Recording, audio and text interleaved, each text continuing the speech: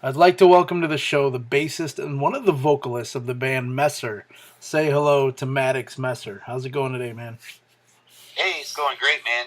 Thanks for taking the time out to talk with me. You're very welcome. It is, I wouldn't say too early. It is 10 o'clock this morning, but I'm reading up on you guys. You guys hail from Dallas, Texas. I've read the bio, but I want to know how you guys all got together. Well, Derek and Javier kind of had met, kind of had a little something going. Derek had um, some success with a band in the late '90s where he was signed, and that had kind of fallen apart. And I think he'd kind of taken a break from music for a while, and found some sobriety and kind of got his life back together. And that was when Javier and Derek had kind of met up and got together. And then, I'd met Derek. We're not real brothers. I actually was just using Maddox as a what do you call it? A motto name. Yeah. Just no last name as a hairdresser because it sounded fancy to get your hair done by a guy named Maddox. Yeah. So he had come in and we struck up a conversation about music, and I was actually had just kind of given up, not given up or per se, but had decided to put music away for a while in my life and really focus on my hairdressing career. And, a conversation just kind of led to, one thing to another me deciding, yeah, you know what, I think I'll come hang out with you guys and let's see what happens. And we met up, with Kenny. At first it was just, Derek, Javier, myself, and Kenny, and we met up at Kenny's compound, the famous compound in Dallas, for rehearsal. And I don't want to say like the music wasn't so much magical, but the experience and like the energy between all four of us together, that chemistry, that's really what kind of was it for me to say, yeah, I want to dedicate my life to this band. And that was, the rest is kind of history, as they say. Until we brought in Donnie later on, and now it's we've really rounded out the sound and have spent a great deal of time perfecting every aspect of it. That's awesome. And how long has this lineup been together now? I guess Donnie's been in. He came in while we were in the middle of the writing process of this album. Okay. So this full lineup has really been together about 4 years or so. We started this album process, honestly, 6 years ago, and just the state of the music industry, life in general, everything, it took us a little bit of time, but we also wanted to take time. We had a saying the whole time that there would be no wine before there's time, and I'm telling you, there's wine now, let me tell you. That's good. So I'm reading here that your self-titled debut album, Messer, is set to release on 4/20. So what should listeners expect from the album Messer? Well, for one, they should expect exactly that, an album, start to finish. Good. Okay. We didn't really want to, we obviously nowadays it's all about singles, but we wanted to put the emphasis back on the album. And so we wrote an album that was intended to be a journey out of a page of our lives, and it's intended to be played start to finish. I mean, we even took a great deal of time to pick the sequence of the album and to make sure that we were placing the songs in the right order that would give the listener the experience we were looking for. There are some ballads on here that you're not going to expect to hear based off our first song that we Make This Life. But we have a couple ballads, one of them that we recorded with a 60-piece orchestral ensemble. Oh, wow. And we did that out in East West Studios out in Los Angeles. And we even have a bonus track on there where we did an acoustic version of one of our heavier songs just to show, for us, it was like we were going to do cover songs, but it's like so hard to pick a cover song. And we're like, no, let's just cover one of our songs, but do it completely different. And, when you hear it, I don't want to give too much away, but when you hear it and you hear the original version, you hear the acoustic version, it just gives you two different perspectives of it's the same song, exactly. But just two different perspectives. And it was really fun to do. And I was gonna say, doing something like that actually just shows your range of mu- mu- um, musicians, just the way you guys are, because there are Yeah, bands that do that. our musicianship, exactly. Like even like when we have been working, we've known that we were going to be putting out this song for quite some time. So we've been planning for even things like this radio interview. But one of the things that we have is a really incredible acoustic version of the single, so that when we get ready to start doing a lot of the in studio or some of the VIP experience that we have planned, we have some really cool arrangements of the single. And if you think about it, actually, one of my favorite bands, the Foo Fighters, actually kind of played that off into a whole set. Changing some of their music to just acoustic. So it's just they did, and something that being a fan of just that great late '90s, early '90s era of music and MTV. We have great memories of MTV Unplugged, yeah, and exactly. Nirvana Unplugged, or Alice in Chains Unplugged, Mm-hmm. or Soundgarden Unplugged. So those are the type of bands that really inspired us through the years, and so those are the type of aspirations that we have. We see doing with this album. We see doing a whole entire Unplugged set at some point in time. That sounds really cool, for especially just in general for music, because that way, like you said, it shows your range of just being a musician.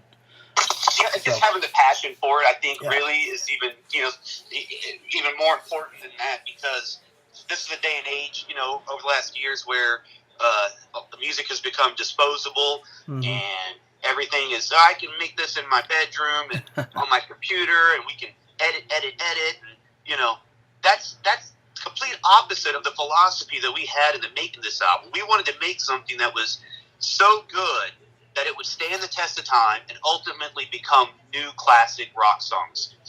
See, that's a great way to look at it. And then that way, too, when you guys actually play live, then you sound like yourselves, unlike these, like you said, in the bedroom making musicians.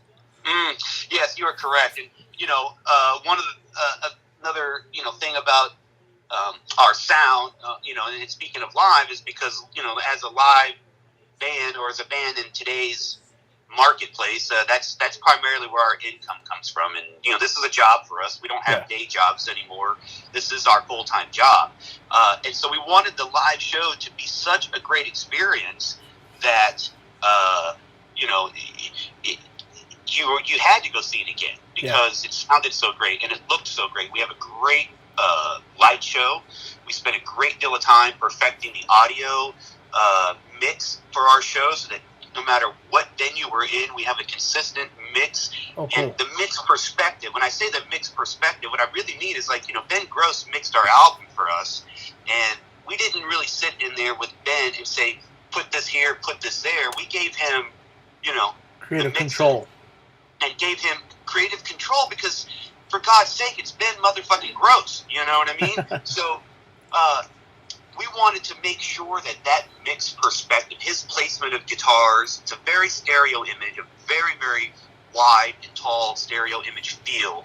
Mm-hmm. And, much like being inspired like from bands like Pink Floyd live show, where it is that wall of sound, we wanted to be able to recreate that. And we spent a great deal of time not only learning new technology, but creating new technology, and really pushing the envelope of how a band can sound live, consistently. Awesome. You guys do have a single out. Well, actually, you have a few, but your main one, "Make This Life," it's been played on Sirius XM Octane's Test Drive. What was your reaction the first time that was played on Test Drive on Octane? Well, I had to keep pinching myself. I mean, we've always we talk, sit around the studio, and like, one of these days these songs are going to get played on Octane. They're going to get played on, but you're never really prepared for those moments until they actually happen. And we surely didn't expect Octane to pick up on it as quickly as they did. Yeah. I think we were only a week into radio promotions, and we got the call, "Hey, Octane, Test Drive wants to run this, give it a little tester." And we thought this was something that this would come week 4, week 5, down the road. But it's very surreal. Yeah. Very surreal. and then just sitting there listening to it, you're probably like, "Wow, that's actually us." It is one of those moments, and especially because as soon as it plays, my phone lights up. Our phones are, oh, I just heard it. And it's a lot of congratulatory text and things of that nature, which is very gratifying because the one thing about this project and our family and our friends is that nobody's given up on us. If anything, the further we've gotten into it, and we kept this all very secretive, except for people in our very inner circle. So the further we got into it, the more encouraging and supportive our family and friends became, and to the point to where they felt, equally as responsible for the result as we do. And that really is the core group of what makes up the Messer machine. Awesome. So you were mentioning you're a hairdresser, or have been a hairdresser in the past. What have you done as regular jobs to before you became a musician?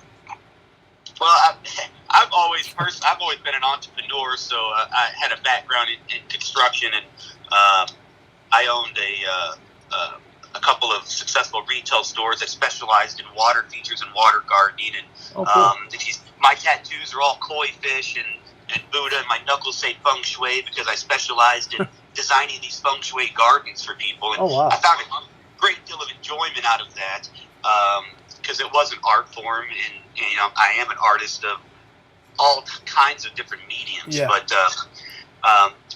I had an extensive career in the water gardening and water feature and swimming pool business, and I sold that business back in 2000, 2001, 2002, I believe, and that's when I decided that I needed a change, and I literally just got entirely out of the construction world and went into hairdressing, and that's really when I guess my life really began to change as a person. Cool. I learned a lot about being in hair. It was a very humbling experience, I will say that. That's awesome. Yeah, I mean, everybody usually has somewhere where they started, and just listening to some of the things that people have done before they got into music is really cool to kind of check out. So I appreciate you giving me that. So I've read on your bio that you guys have opened up for bands like Drowning Pool, Avenged Sevenfold, Metallica, and a slew of other names. Did you learn anything from those bands? Like, did they give any advice to you? And oh, God, yes. My eyes are always wide open. Just being an entrepreneur in general, and a daydreamer, if you will. Going out on the road and touring all of Canada with Black Label Society and the Doom Crew. That was an eye-opener. Every one of those tours that we go on to, I don't give a shit about the party. I'm not in this to party. I'm in this to make a difference in people's lives and have an impact on people's lives in a really positive way. So I was really just paying attention to how my heroes like Zakk Wylde and some of the other bands that we toured with, how they reacted with their fans, how their crew reacted, how professional everybody was, and I just took notes. And so yes, every one of those tours is a learning experience. If you're not taking notes, you're wasting your time. Did you ever have any one-on-ones with any of the bands, kind of like asking them advice? Yes, I did. Probably one of the oddly enough, this has come from a real random person, but Joe Lestay from the band Bang Tango, he had a lot of wisdom. We did a tour early on with that guy. I actually call it the Bang Tango now. It's one of those tours where a promoter calls you up and says, hey, we're going to go out on the road with this guy. They're going to use all of your gear. You're going to set up all your gear. They're going to play on your gear, but you're going to get to open for this great band. We call it the Bang Tango now. That's how we refer to that. But he had given me just a bit of advice, and that was just, let it all happen naturally. Don't force it, and that was at a point where we were kind of early on in the writing process and recording process, and there was a lot of frustration because I was just chomping at the bit to get this stuff out. And he's like, no, you guys have something special. You need to take your time with it and let it happen naturally. And that I would hear that conversation over and over again throughout the years of finishing this album. That's awesome.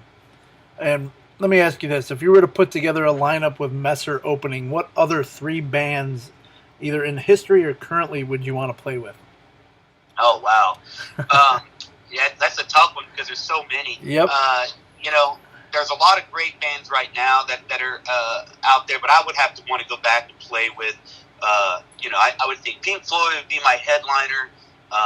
Somewhere in there would be original version of Alice in Chains, and then Nice. of course Pantera. There you go. Ooh, that would be a sick lineup, and actually, you could do some of that right now, except for Pantera full band and Pink Floyd full band. So, it can somewhat happen. I could find the tribute band. We could do it with tribute bands now. Dallas has some of the greatest tribute bands in the world.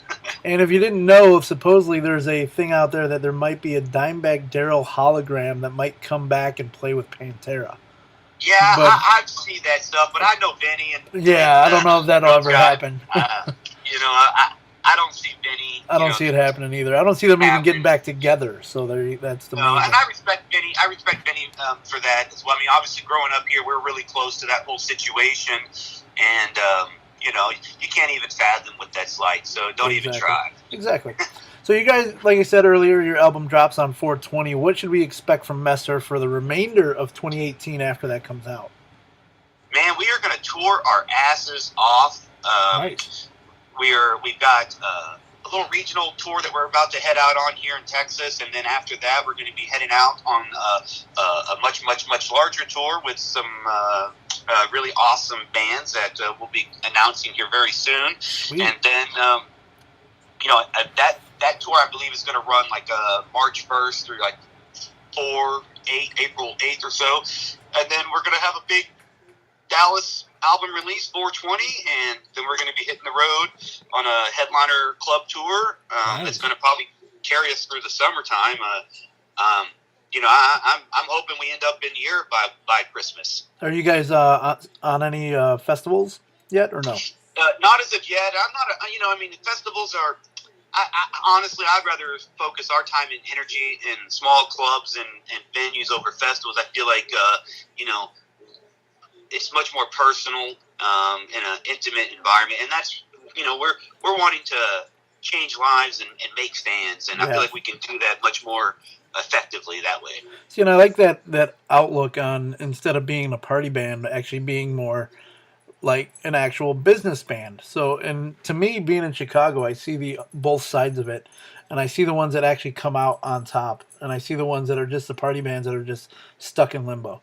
So it's kind of good that you guys are, actually have that mantra that you guys want to do something for people rather than just party and get drunk and be stupid.